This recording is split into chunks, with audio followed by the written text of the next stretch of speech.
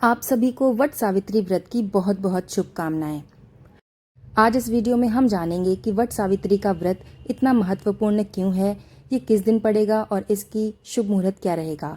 इसके अलावा हम इसकी व्रत कथा भी सुनाएंगे और इसके कुछ महत्वपूर्ण नियम भी आपको बताएंगे।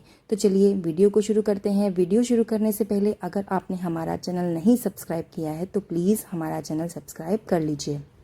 वीडियो पसंद आए तो लाइक और शेयर ज़रूर कर दीजिएगा। तो चलिए शुरू करते हैं। हर सुहागिन महिला अपने पति की लंबी उम्र के लिए पूजा पाठ आदि करती है। देश भर से सुहाग की रक्षा की कामना करते हुए महिलाएं कई तरह का उपवास रखती हैं। उन्हीं में से एक है वट सावित्री व्रत। सुहागिन महिलाओं के लिए ये व्रत बेहद खास होता है। इस दिन महिलाएं पूरे विधि विधान से पूजा करते हुए सभी नियमों का विधि विधान से पालन करती हैं और व्रत भी रखती हैं। इस दौरान कुछ महिलाएं निर्जला उपवास रखती हैं और उपवास रखने के साथ सुहागिन महिलाएं वट वृक्ष यानी कि बरगद के पेड़ की नियम अनुसार पूजा करती हैं। ऐसा माना जाता है कि वट वृक्ष यानी कि बरगद के पेड़ की पूजा करने से पति की आयु लंबी होती है, जीवन में सुख समृद्धि बनी होती है और पुत्र की आयु भी लंबी होती है। धार्मिक मान्यताओं के अनुसार इसमें ब्रह्मा, विष्णु और महेश तीनों देवताओं का वास होता है। इसलिए इस व्रत को रखने वाली महिलाओं को तीनों देवताओं का आशीर्वाद प्राप्त होता है। वट सावित्री का व्रत करवा चौथ की भांति ही देश में बहुत धूमधाम से मनाया जाता है। साथ ही जो भी शनि भक्त हैं उनके लिए ये दिन बहुत ही खास होता है, क्योंकि शनि जयंती भी इसी दिन मनाई जाती है। पूर्णिमा तिथि पर जेठ मास का समापन होता है और जेठ का महीना अपने आप में बहुत सारे पर्व लेकर आता है। इस महीने में निर्जला एकादशी, गंगा दशहरा, वट सावित्री की पूजा, शनि जयंती जैसे महान पर्व मनाए जाते हैं। जेठ पूर्णिमा के दिन संत कबीर जयंती और रानी दुर्गा जयंती का बलिदान दिवस भी मनाया जाता है। इस दिन विशेष प्रकार से वट वृक्ष के पूजन करने का विधान है।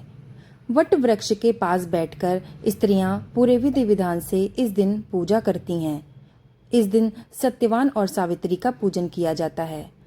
इस दिन महिलाएं वट के वृक्ष के पास बैठती हैं और एक पात्र में चने, पूड़ी कचौड़ी, मौसमी फल आदि भरकर वट वृक्ष पर तथा सत्यवान सावित्री की मूर्ति पर चढ़ाया जाता है।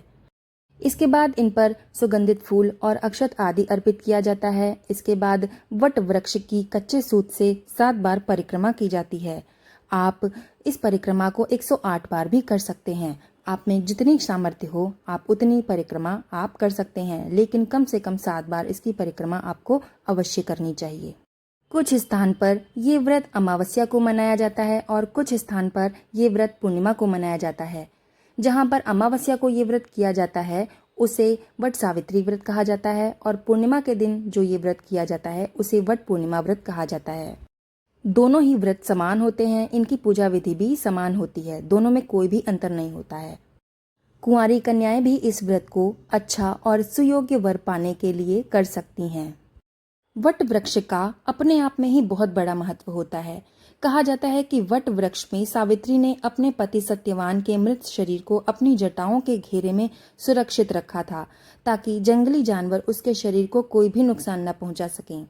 शास्त्रों में कहा गया है कि बरगद के वृक्ष के तने में भगवान विष्णु, जड़ों में भगवान ब्रह्मा और शाखाओं में भगवान शिव का वास है। और इस वृक्ष में आप देखते हैं कि कई शाखाएं नीचे की ओर गिरी रहती हैं। ये ही शाखाएं सावित्री का रूप मानी जाती हैं और इस वृक्ष की पूजा करने से तीनों भगवान का आशीर्वाद प्राप्त होता है और सभी की मनोकामनाएं भी पूरी होती हैं। आइए अब जान लेते हैं कि वर्ष 2024 में वट सावित्री का व्रत कब रखा जाएगा।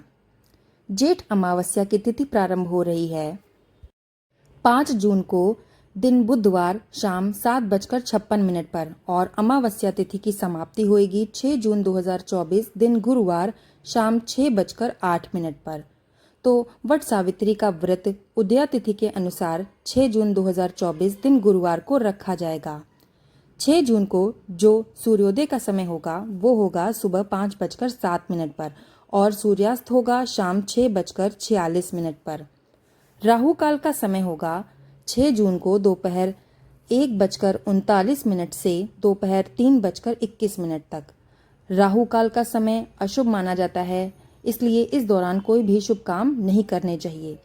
अभिजीत मुहूर्त का समय रहेगा 6 जून को सुबह 11:29 से दोपहर 12:23 तक।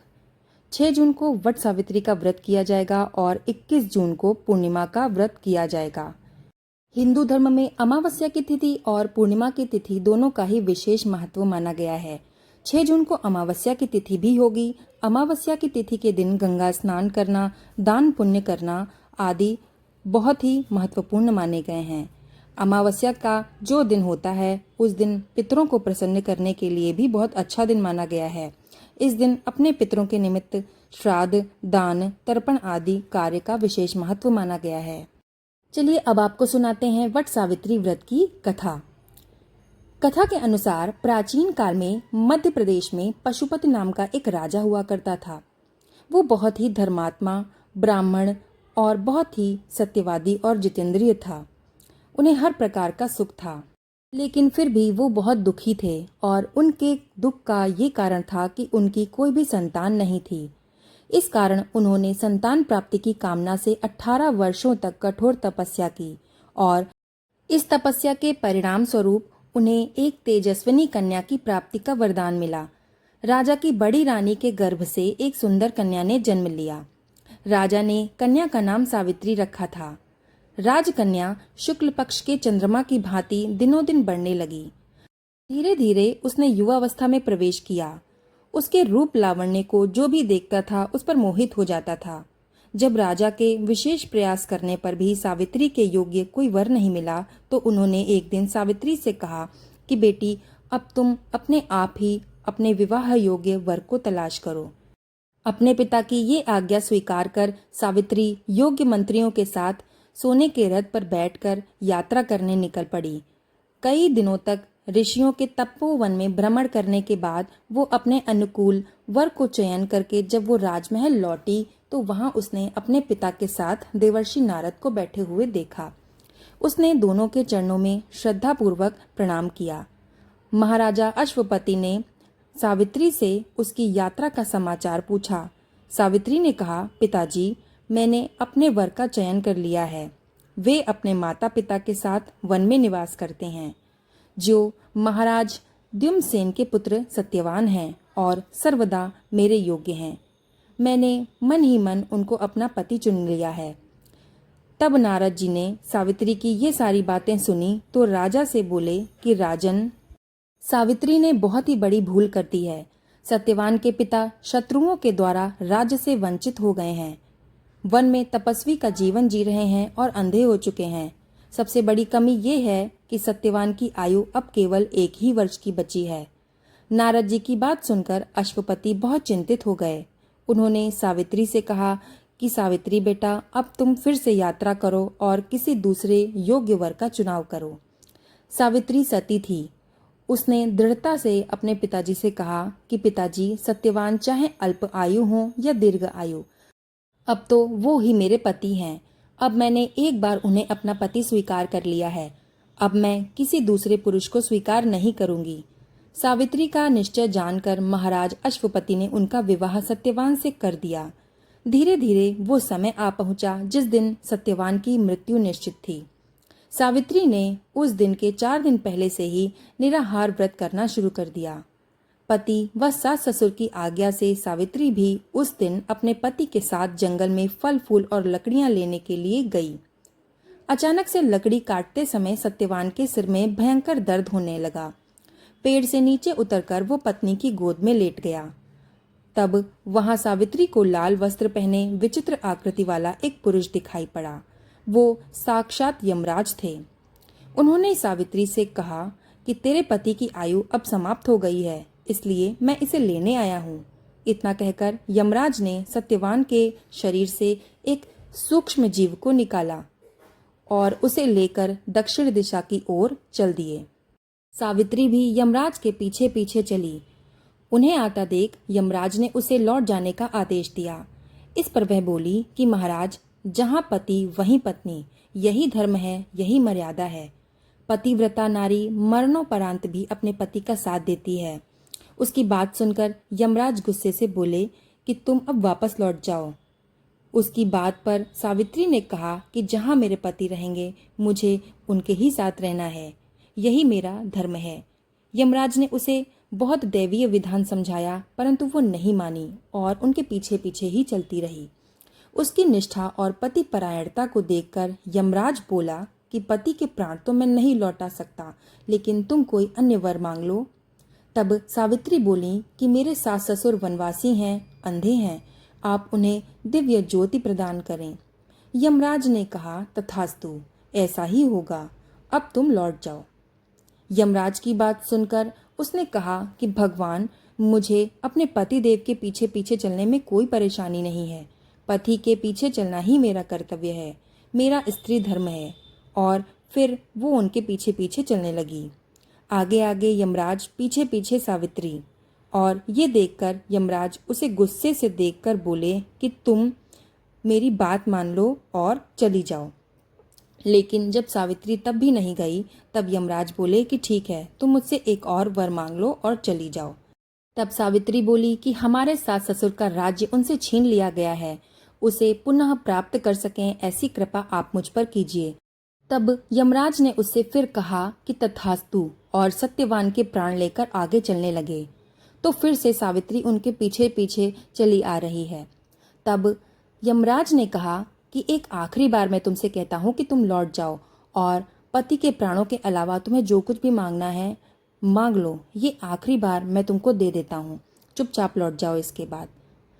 तब उस पर सावित्री ने अपने को सत्यवान के 100 पुत्रों की मां बनने का वरदान मांगा।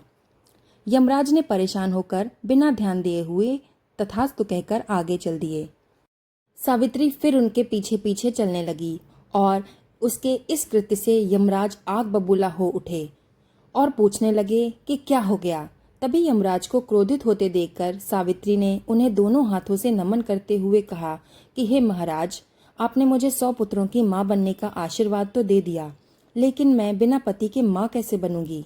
मैं पतिव्रता हूँ, इसलिए आप मुझे अपनी तीसरी वरदान को पूर्ण करने के लिए अपनी कही हुई बात को पूरा कीजिए। यमराज ने बोला कि हे सावित्री, तुमने तो मुझे ठग ही लिया। और सावित्री की बुद्धिमता और धर्म बातें सुनकर यमराज का हृदय भी पिघल गया और सावित्री की तीनों वरदान पूरे होने के बाद भी यमराज ने उसे आशीर्वाद दिया कि ठीक है, ऐसा ही होगा। यमराज ने सावित्री के पतिव्रता धर्म की बात जानकर सत्यवान के प्राणों को अपने पास से मुक्त कर दिया और सावित्री सत्यवान के प्राणों को लेकर वट वृक्ष के नीचे पहुंच गई और सत्यवान जीवित होकर राम राम करके उठे। दोनों खुश होकर अपनी राजधानी की ओर चले और वहां जाकर देखा कि उनके सास ससुर को नेत्र ज्योति प्राप्त हो गई है और उनका खोया हुआ राज्य भी उनको वापस मिल गया है। इस प्रकार सावित्री सत्यवान अपने माता पिता के साथ चिरकाल तक राज सुख भोगते रहे। ऐसे सावित्री के पतिव्रता धर्म और विवेकशील होने के कारण न उन्होंने अपने पति के प्राण बचाए, बल्कि समस्त परिवार का कल्याण भी किया। उसने अपने सतीत्व के बल पर पति को मृत्यु के मुख से भी छीन लिया।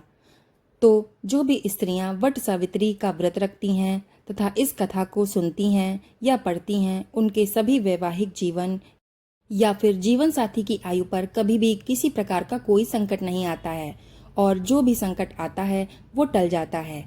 इस व्रत से परिवार की सुरक्षा होती है, सारा परिवार क्लेश से मुक्त होकर सुखी और समृद्ध जीवन व्यतीत करता है।